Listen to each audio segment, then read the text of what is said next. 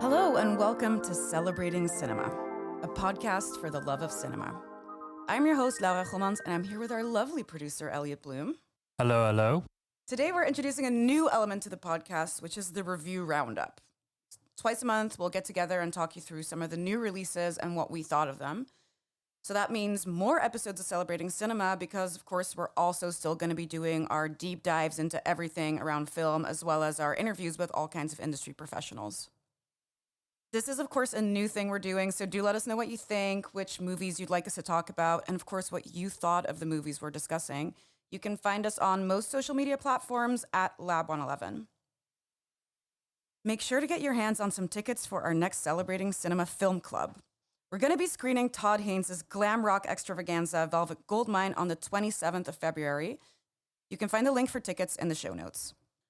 So today we're going to be talking about two new February releases, The Brutalist, which was, of course, nominated for 10 Academy Awards, and Pablo Larraín's Maria, starring Angelina Jolie. We also want to talk about Louis Buñuel's Belle de Jour, which is getting a re-release, and we're also doing a program honoring Louis Buñuel's work here at Lab 111 in Amsterdam. But first, The Brutalist. Elliot, you saw it in London. You cheated on Lab 111. I did cheat on Lab 111, but I thought it was either watching it with Dutch subtitles, and nothing wrong with watching with subtitles, but the Hungarian, I think, is essential with the English overlay. And I also thought I need to watch it on the biggest screen possible because Fair enough. This is a film that needs to be seen in that way. Tell me, why is an accomplished foreign architect shoveling coal here in Philadelphia? I'm afraid it is not so simple. There was a war on, and yet many of the sites of my projects had survived. My buildings were devised to endure such erosion of shoreline.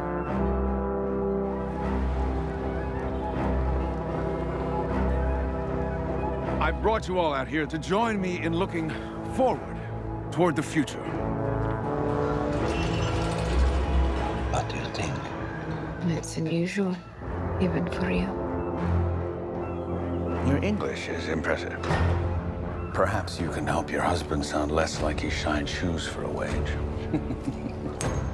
So for those of you who don't know, The Brutalist is Brady Corbet's 3.5-hour epic about Laszlo Toth. He's a Jewish architect who arrives to America after the Second World War, and he's hoping to build a new life in Pennsylvania. He gets there, and he gets commissioned to do a library for a rich guy, Harrison Lee Van Buren. He's played amazingly by Guy Pearce. And Laszlo makes this truly stunning library. I want that in my house, but I'm unfortunately not rich. But Van Buren, he absolutely hates it. He's like, get out of here. What did you do to my library? Turns out that Laszlo's style is getting a lot of praise from architectural magazines. And then Van Buren's like, wait, come back. I want you to design this community center. And then a whole bunch of stuff happens over the next 3.5 hours. Elliot, what did you think of this movie?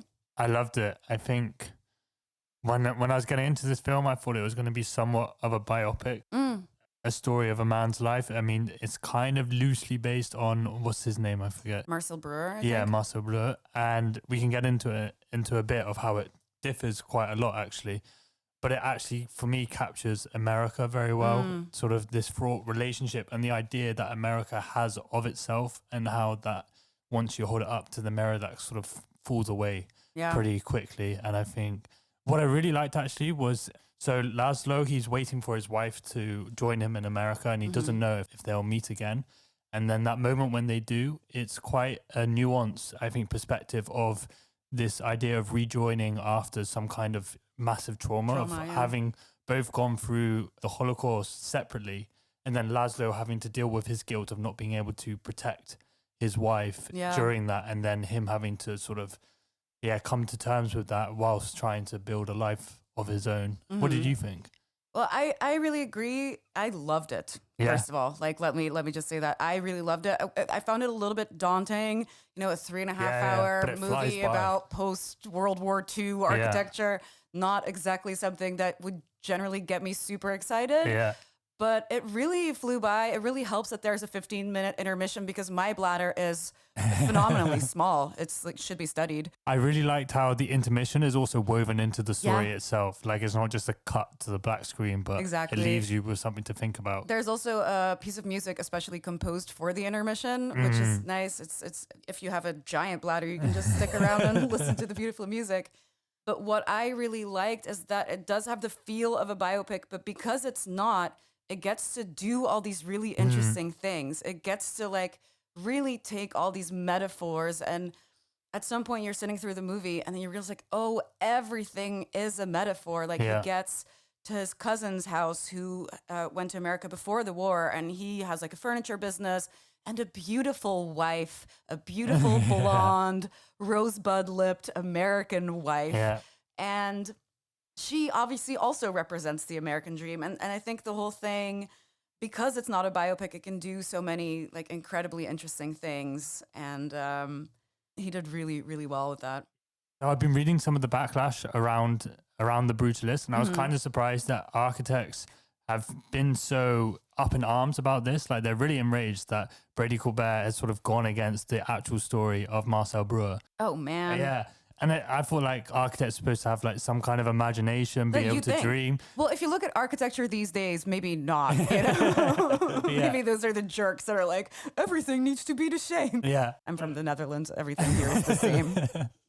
But I really liked how Brady Corbet sort of interprets how architecture and the artist can interpret their own sort of struggles or translate what they've gone through into something beautiful and make sense of their life through these ways. I really love brutalist architecture, and I think this movie in itself is almost like a brutalist piece of art. Like it's like not a huge epic. It's very small. It's like small conversations in small rooms, and it's very sparse in that sense. And I think that is also reflected in the brutalist architecture, which I love so much. Very, very differing opinions about the brutalist architecture style as well, but it's my favorite. I like also how for 3.5 hours you kind of stay in the same town of, I think it's Pennsylvania or Philadelphia. Yeah, it is Pennsylvania. Yeah. What's it called? I don't remember. I sat there for 3.5 hours and I Couldn't remember.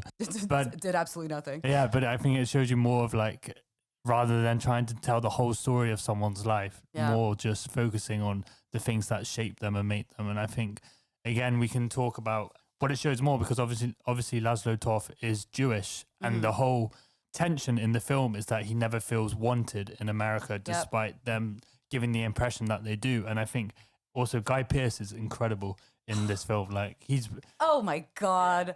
Can we just? He's so great. I don't know who's been keeping him away, but it was unbelievable. And I think, again, his relationship with Laszlo shows this idea of America's like incessant like desire to own everything and to have control of everything and shape it in a way that only they deserve and only through money. What I like is that Laszlo gets to America, and then in his home country, he's like this like lauded architect, but then he gets to America and he's just another immigrant, and everyone treats him as such until they're like, wait, there's something in this that could mean something to me and I can benefit off of this. Now I'm going to treat you like a person for a while. And then, I won't say what happens next, but that it's very much a metaphor, like how immigrants want to lay claim on the American dream and it just doesn't work. I think the very obvious metaphor in the beginning is when he arrives on the boat and he sees the Statue of Liberty. This is also the film poster. The Statue of Liberty is upside down. Film 101. It's a metaphor. I've been seeing a lot of people online as well who don't love media literacy and that have been saying, oh, this movie is Zionist propaganda. And I really disagree. This is my interpretation of it. I think the whole point of the movie is people using Laszlo's work for their own benefit, to get something out of it for themselves, to like kind of mold it to their own narrative. And I think that's what happens in all of the chapters of the movie, including the epilogue, where someone again uses his narrative to further their own agenda. And I really don't think Brady Corbet is a Zionist. At the FCC Awards, when he was doing his acceptance speech, he shouted out "No Other Land," which is, of course, a movie about Palestine, which we also did a very interesting interview about. Good job, Elliot. So I really don't think that that's a thing. And I think it's a shame that, again, representation doesn't mean condonement. Yes, it mentions Israel. Yes, it mentions. But I think here, and I think it's a topic that Brady hasn't sort of shied away from. He confronts why Jewish people in America, especially during the 50s, straight after the Second World War, felt like they didn't belong in America, that they were so unwanted that they felt they needed to go to Israel and have their own place because there was no home for them. Yeah. And I think that's something that's never really talked about in American cinema, definitely. So I think kudos to him for at least trying to tackle that, and I think he does it pretty well. Yeah, I think so too. I didn't read to me as a very pro-Zionist at all. No, not at all. And also, again, if you look at Laszlo's relationship with Gordon, his Black American friend, it sort of highlights how, because again, I think in America, you're sort of divided between even amongst your own as immigrants or minorities. Yeah. And here, Brady's again trying to show the similarities or the solidarities that people should share together. And I think Laszlo's friendship with Gordon highlights that because they sort of lean on each other when they need each other most, which was pretty special. I thought it was really beautiful. So there's a little bit more controversy going on around the Brutalist, and I think we should talk about it very briefly because I'm very interested in hearing what you think of it. There was a little bit of AI used on this movie. So basically they used a technology called Respeecher, a company called Respeecher that worked on the Hungarian spoken bits that Adrian Brody and Felicity Jones, I think, did in Hungarian to work out the few things that make it sound not fully native Hungarian. So let's be clear that Felicity Jones and Adrian Brody, they are actually speaking Hungarian. Yes. So here's my problem with it. I feel like I'm so up in arms about this. Like, please keep me away from any comment section because I will go bananas. But I think there needs to be a very distinct difference between generative AI and just like assistive AI in this case. If we think about this, Adrian Brody had an accent coach. He fucking learned Hungarian. They worked it out. As a Dutch person, seeing anyone in a movie, I'm looking at you, Tom Hanks, try to do a Dutch accent, let alone speak Dutch, and it sounds like garbage, it immediately takes me out of it. So I like that they did this. I'm going to be very controversial here. I like that they did this because it doesn't take away jobs. He still had an accent coach. If anything, there's jobs. More people at the editing table trying to work this out. It doesn't take away from his performance because it was used sparingly on small bits, on certain consonants and vowels. So I really didn't see the issue with it. This company, Respeecher, is really interesting. If you want to know more about them, our friend Cesar Majorana did a very interesting podcast where he talked to them. It's called Op de Vijfde Rij, and they do like a big deep dive into like AI in movies, and they have a conversation with Respeecher. I think it's very interesting, and I think we need to be careful and we need to be having these discussions about AI. But in this case, I'm like, no, this is actually, to me, the perfect way to use AI in films. If we can't stop it, let it be this. I agree. I totally agree. But do you think then Adrian Brody should win an Oscar for his performance? Yes. Okay. Easy. Because now we are going to be moving into Maria. Yeah. And there, it's like Angelina Jolie learned how to sing opera. But in the movie, they mix their voices. Yeah. So they mix... I read this quote where, because I was like, how much does she actually sing? Because it doesn't actually look like she's singing. No, it doesn't at all. And then Pablo Larraín said, sometimes you hear 1% of Angelina's voice, sometimes it's 5%, sometimes it's 40%, and then a couple of times, not very often, but it does happen, you listen to about 60 or 70% of Angelina's voice. So it's like, does she, like... That's been happening forever, where someone plays an actor and then when they sing, they use the original music. Yeah. Does that make a difference if it's small parts? Would that take the Oscar away from them? I don't think so. True. Should we get into Maria? Yeah, because let's do I really want to discuss. Oh, yeah. Should I call you Maria or La Callas?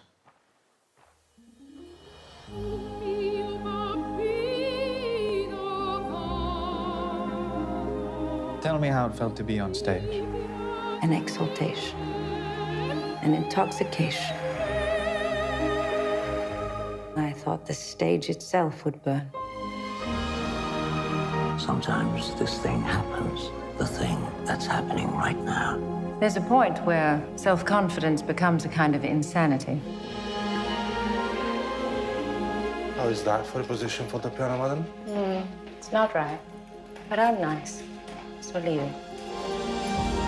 Perhaps we could speak of your life away from the stage. There is no life away from the stage. Pablo Larraín's Maria, starring Angelina Jolie. It's about the final days of the life of opera singer and original diva Maria Callas, whose voice is going, and she's taking a lot of meds to make sure that she can sing again, and that medication is now threatening her life. And we follow her in the last days. She's being followed around by a camera crew. What did you think of this movie, Elliot? Let's start with what I enjoyed. I think overall it's like a very like sub-mid film, but I like that. So we got an episode coming out on musical biopics, and we talk about these like very cliche beats of a story that we're used to, etc. And what I liked is that it really focuses on the final days of Maria's life. Yes, it does sort of go back through her life in some ways of exploring it, but I don't mind that. I also like the fact that it's not necessarily playing her greatest hits, but it's just her trying to rediscover her relationship with her songs. And I much prefer that we hear the original voice singing more than Angelina Jolie, because I don't really care for Angelina Jolie trying to learn opera singing, because that's a whole other skill. Hard. Yeah, exactly, right?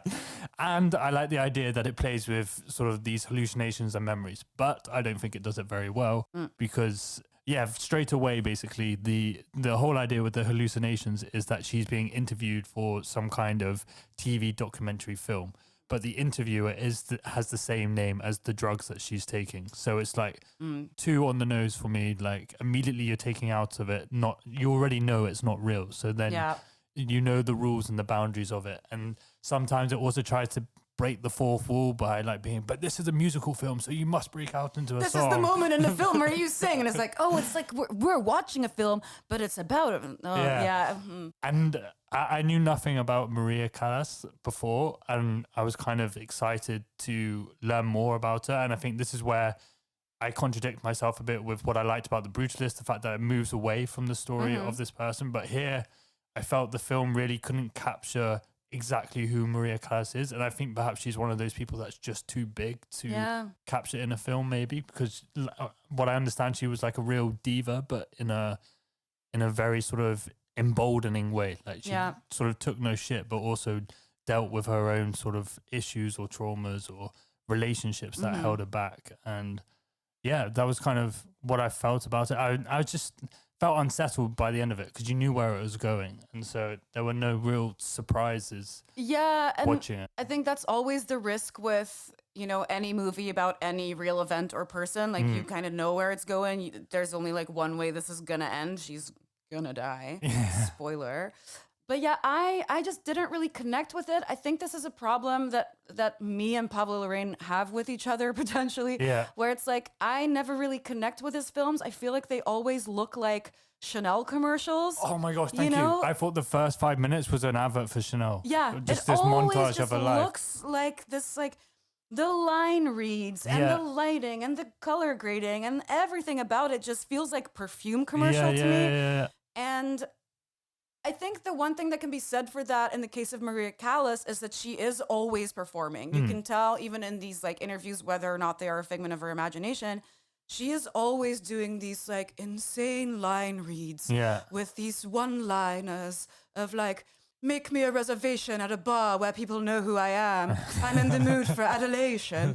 It's very much like she's always performing, but in that way, she never drops that. Only in the conversation where she's talking to her sister, do you feel like, oh, maybe I'm seeing the real her now, but then also Angelina Jolie immediately drops her accent and is fully American. I'm like, okay. I don't know. I just didn't connect with it very much. I was surprised by the surrealist elements. I was like, oh, fun. Okay, cool. But they were too few and far in between where I was like, oh, I would have liked if it does expand to that, there's like, these are the rules of the universe. She can just have these really weird, surrealist imaginations. Go balls to the walls. Exactly. Do it all the way. And also just don't tell me that it's it's an hallucination until maybe after, or give me things to think about, but don't necessarily tell me everything. Yeah. Like there was no room to think necessarily. It sort exactly. of gave everything to you. Exactly. It doesn't let you be like, oh, maybe that was a metaphor for this, or this meant this. It's like, no. We'll let you know. Exactly. But I will say, I really enjoyed Angelina Jolie. I think she really embodies the character very well. And it's interesting to see actors like herself and Nicole Kidman sort of find new ways of acting in a time where they're where they're older. And so they're not necessarily casted purely on their looks, but they're having to take more complex characters. Yeah. That I really liked.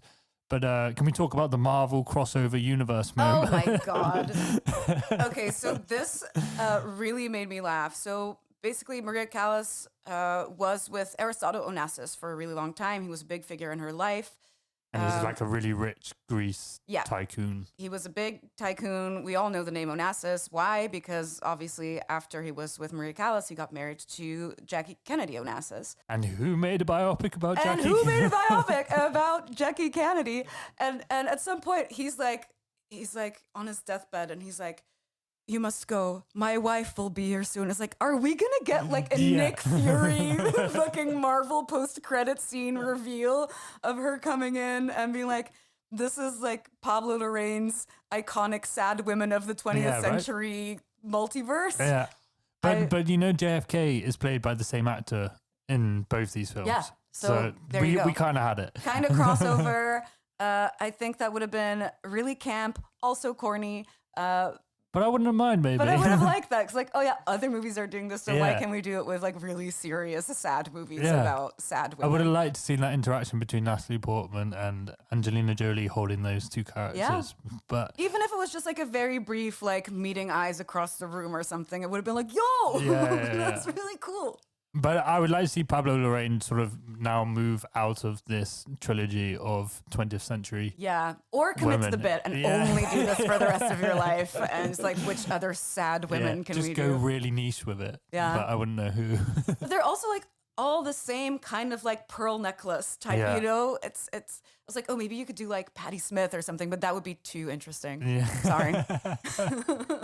But yeah, I think talking about women taking charge of their own narrative and women having hallucinations, I think it leads us quite nicely onto Belle de Jour. Veux-tu que je te dise un secret, Séverine? Je t'aime chaque jour davantage. Un jour, il faudrait que je vous voie. Sans votre mari, naturellement. Chez Anaïs, 11 cité Jean de Saulmur.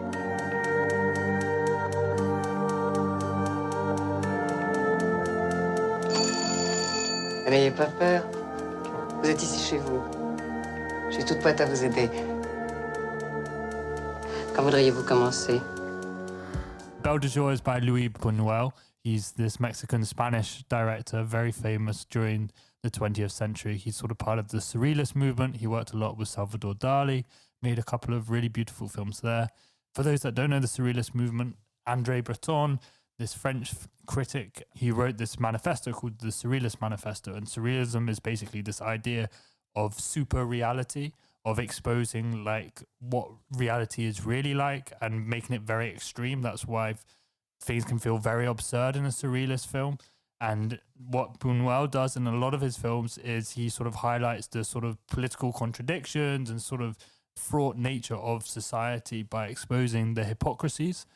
And with Belle de Jour, it's with Catherine Deneuve, who is just unbelievable in this film. And so good. What I love about this film in particular, Belle de Jour, is that with Maria, we were saying the hallucinations, they feel almost too fake or we're too aware of what's happening. Mm-hmm. But every scene in this film is like, is this real? Is this not? Is this real? Is this not? And then like you never know when the hallucinations are, or like her fantasies are starting, and until like something real crazy happens, you're like, oh, okay, yeah, I see. So Catherine Deneuve plays a woman, Séverine, who's sort of part of this high society. Her husband's a well-to-do doctor, and she sort of is stuck in the mundanity of her bourgeoisie life, let's say. Yeah, and her husband is very loving and caring, but they sleep in separate beds. Yeah, they have a healthy relationship, so it seems, but something is lacking from her life. And basically the film then explores these different fantasies that Catherine Deneuve's character has, and basically leads her onto a path of becoming a female sex worker only during the day. That's why her name is Belle de Jour, Lady of the Day. Yes, gotta be home for dinner. Yeah, and how these fantasies sort of fulfill her in a way that her marriage can't. And it's a real fun bit. It's what I like about this film is like, I think if people made it today, you'd have like these woke liberals sort of saying, oh, you can't do that. It's too much. It's too this. It's too that. But I think Luis Buñuel shows us that you can do it if there's meaning behind it, or if you're trying to show us something. Yeah, I think it's incredibly brave. I think it's a really cool, especially for the time. It's like, wow, that was a really risque exploration of like female desire. I think it's also a great double bill with Baby Girl. It's also very much about like, if you can't talk to your partner about your sexual desires, if you can't find a way to express those, they will show up in a way that might not be very cute. So I thought it was incredibly interesting to see that like in the 60s they made this, and it's so like almost like empowering, but also she's like not great. Not a great person, I'm trying to say, but it's just like it doesn't judge this darkness about. No, it makes me question it more, whether if she should be able to do these things because it's what she wants and she's being held back. And I think the opening sequence alone, it's just like you are literally in someone's dream and you're constantly going deeper into that dream and then pulled straight out of it. Which just from because it's your first introduction to these characters and they're in this horse-drawn cart and they're like, oh, blah, blah, blah, marriage, I don't know. And then like things start to get crazy and it's like, oh, I don't think this is real. And then it moves to like her real life or is it? I don't know, you know. And, it constantly does that. One thing that I did, it is a bit of an uncomfortable watch, I think, not in the last place because it has no score. There's zero music in it. True. It's quiet the whole time, which is very like unnerving. Yeah, that is true. That's something we've gotten so used to, like having a little score to tell you how to feel, and this really doesn't do that. No. It's just like you sit with your thoughts. And there are a couple of like childhood flashbacks. I think there's two childhood flashbacks that aren't. We don't really go back to them. There's like one really brief one where she's a kid and she's being like kissed by an older man. I'm assuming an uncle or whatever. And then there's another one where she's a kid and she's in church and she doesn't take communion. And those are almost like Fight Club style spliced in one frame. Like they're very brief in between two cuts and it doesn't get mentioned. And I think those are so interesting. It's like those change it so much. Yeah. It's like, oh, okay. So she is dealing with a sort of like guilt trauma, like sexual trauma, abuse, feeling that she's is a heathen in the eyes of God. Like, but they're so brief where any other movie would just like chew and then spit it out. And here it's like, you figure out what it means, you know? Which is what I love. And I think compared to Maria, you really notice the space you're given to think about this or just be left with it. Whereas, and that's what I think I miss a bit. And like also with the Brutalist, you get that as well. That this idea of like, in a big way. Just make of it what you want to, and I'll leave you some breadcrumbs. That makes it so interesting. Like after the Brutalist, I went out with a couple of friends and we just talked about it for like hours. Like, oh, and I think this thing meant that. It's like, I think that it meant that. And that's what makes movies so interesting. Yeah. Right. Even after like 3.5 hours, there's just so many more questions. And that's what we love about cinema. Well, I will say that I'm going to go back and watch The Brutalist again because I want to see it on 17 millimeters. Yes. I think you need to see it. So. We are, of course, playing it at Lab 111, but it's also playing in 70 millimeters at the Eye in Amsterdam. So watch it twice. Make sure to do that. Well, Laura, I'm really curious to know what our audience think. I hope they write to us and tell us whether they love The Brutalist. Maybe Maria really works for them, or Belle de Jour is just a really fun ride. So please write to us. Please write to us, send us voice memos. We might play or read your notes on a future episode. Yes. I just also want to highlight that we're doing a big Louis Buñuel retrospective at Lab 111 now, so you can see Belle de Jour there, as well as a whole bunch of other movies that I'm excited to get into, because this is a bit of a cinematic blind spot for me. I never really got into Buñuel, and after seeing this, I'm super excited to see more. Yeah, what's really cool about this program is they're showing both his surrealist films of his later works, but also there's a period where he goes to Mexico, and that's where he really learns the foundations of storytelling, and they're much more like your classic melodramas. So it be really cool to see the rise of Buñuel. Well, you'll know where I'll be. You can find the link for tickets to the Brutalist as well as our Louis Buñuel retrospective in the show notes.